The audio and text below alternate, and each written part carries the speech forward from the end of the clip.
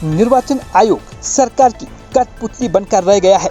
जैसा आदेश सरकार दे रही है, निर्वाचन आयोग वैसा ही कर रहा है। निर्वाचन आयोग को यह नहीं भूलना चाहिए कि वह एक स्वतंत्र संस्था है, जिसके लिए पक्ष और विपक्ष बराबर होने चाहिए। यह बात आज प्रतापनगर विधायक विक्रम सिंह नेगी ने प्रेस वार्ता में कही। उन्होंने कहा, उत्तराखंड में त्रिस्तरीय निर्वाचन का कार्यकाल विगत 8 माह पूर्व ही समाप्त हो गया था, किंतु सरकार और निर्वाचन आयोग पंचायत चुनाव नहीं करा सका, जबकि संविधान और एक्ट में व्यवस्था है कि कार्यकाल खत्म होने से पहले निर्वाचन करवा लिए जाए। वहीं कांग्रेस प्रवक्ता शांति प्रसाद भट्ट ने कहा कि जहां इस समय कांवड़ यात्रा शुरू हो गई है, साथ ही बारिश से आपदा में सरकार को कार्य करने थे, वहीं सरकार पंचायत चुनाव इस समय करवा रही है। उन्होंने कहा, 73वें संविधान के भाग 15 अनुच्छेद 324 से 329 तक में निर्वाचन की व्यवस्था की गई है। उन्होंने कहा, चुनाव आयोग का काम है नामांकन पत्रों की स्क्रूटनी, चुनाव चिन्ह आवंटन, निर्वाचन मतगणना और परिणाम घोषित करना, जो कि उनके द्वारा न करवाकर सरकार के सय पर करवाए जा रहे हैं। तो पंचायत चुनाव है, राज्य सरकार और राज्य निर्वाचन आयोग लगातार पंचायत चुनाव के मामले में, चाहे वो आरक्षण का हो, चाहे नामांकन रद्द करने का हो, चाहे नियमाविरुद्ध जो नाम दो जगह चढ़े हैं उनके मामले में हो, राज्य सरकार कानून का पालन करने में, संविधान का पालन करने में पूरी तरह से फेल रही है। और जो राज्य का निर्वाचन आयोग है, लगता है कि वो सरकार के एजेंट के रूप में काम करता है। जो राज्य सरकार के कर्मचारी हैं, जो चुनाव ड्यूटी में लगे हुए हैं, ये भी सरकार के एजेंट के रूप में काम कर रहे हैं। टिहरी जनपद में कई लोगों के नामांकन रद्द किए गए और जिस शिकायत के आधार पर किया, उसी तरह के शिकायत अन्य लोगों के खिलाफ भी थी, लेकिन उस पर सरकार के दबाव में कोई कार्रवाई नहीं की गई। मेरा कहना है, जब राज्य की सरकार कानून व्यवस्था को बनाने में सफल नहीं रही, इस सरकार को सरकार में रहने का अब कोई औचित्य नहीं है। इसे तत्काल बर्खास्त किया जाना चाहिए और राष्ट्रपति शासन लगना चाहिए।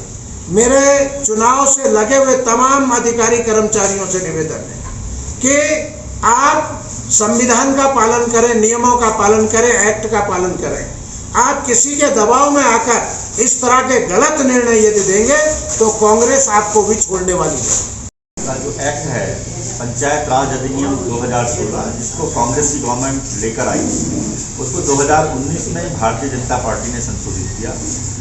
2016 का जो एक्ट है उसकी 3 प्रमुख धाराएं हैं, धारा 9, धारा 54 और धारा 91। तीनों धाराएं 3 तरह से इम्पोज होती हैं। धारा जो 9 है वो पंचायत की जो निर्वाचक नामावली है सीधे उससे संबंधित है, और उसका जो सेक्शन 9 है उसका सबसेक्शन 6 और सबसेक्शन 7 और सबसेक्शन 13, ये 3 प्रमुख सेक्शन हैं। और ऑनरेबल हाई कोर्ट ने सबसेक्शन 7 पर बहुत जोर दिया है और कहा है कि सबसेक्शन 7 जो है वो बहुत इम्पोर्टेंट है, वही लागू होगा। लेकिन राज्य निर्वाचन आयोग ने सेक्शन 13 का हवाला देते हुए ये कहा था कि जिनके 2 जगह मतदाता सूचियों में नाम है वो वैध हैं, वो वोट भी दे सकते हैं, वो चुनाव भी लड़ सकते हैं। लेकिन ऑनरेबल हाई कोर्ट ने उसको खारिज कर दिया, उसको असंवैधानिक घोषित किया। और क्योंकि निर्वाचन आयोग ने एक्ट की और संविधान की गलत व्याख्या की थी, ऑनरेबल हाई कोर्ट ने ये पाया कि वो उन्होंने गलत व्याख्या की थी। सेक्शन 13 ये कहता है कि जिसका तत्समय ग्राम पंचायत की निर्वाचन नामावली में नाम होगा वो वोट भी दे सकता है, चुनाव भी लड़ सकता है। लेकिन ये द्वितीयक है। प्रथम सेक्शन 9 का सबसेक्शन 7 है, जिसमें कहा गया है कि कोई मतदाता डबल मतदाता सूची में रजिस्ट्रीकरण का हकदार नहीं होगा। ये पहला, और वो चुनाव भी नहीं लड़ सकता है, वोट भी नहीं दे सकता है। ये सेक्शन 9 के सेक्शन 6 और 7 में कहा गया है। लेकिन निर्वाचन आयोग ने इसको ओवरलुक करते हुए 13 के हवाला देते हुए 6 जुलाई को पत्र जारी कर दिया, जिससे ऑनरेबल हाई कोर्ट ने खारिज कर दिया। और अब निर्वाचन आयोग जब रिव्यू पिटीशन में गया तो रिव्यू पिटीशन भी खारिज हो गई। ऑनरेबल हाई कोर्ट ने कहा कि जो हमारा आदेश है वो सही है।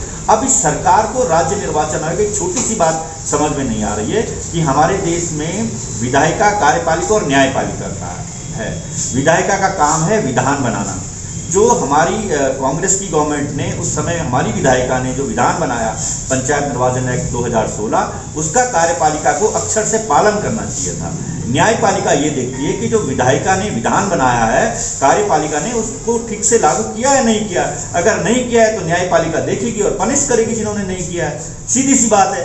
अब ये चाहते हैं कि ऑनरेबल हाईकोर्ट ही चुनाव करवाए, वही दिशा निर्देश जारी करे, तो ऑनरेबल हाईकोर्ट ऐसा नहीं करेगा, क्योंकि संविधान का अनुच्छेद 243O उस पर मार्गदर्शी गाइडलाइन आगे देता है। इसलिए ये कोर्ट का काम नहीं, कोर्ट ने अपना काम बखूबी किया है और हम ऑनरेबल हाई कोर्ट के आदेश को सैल्यूट करते हैं, उनके आदेश का स्वागत करते हैं।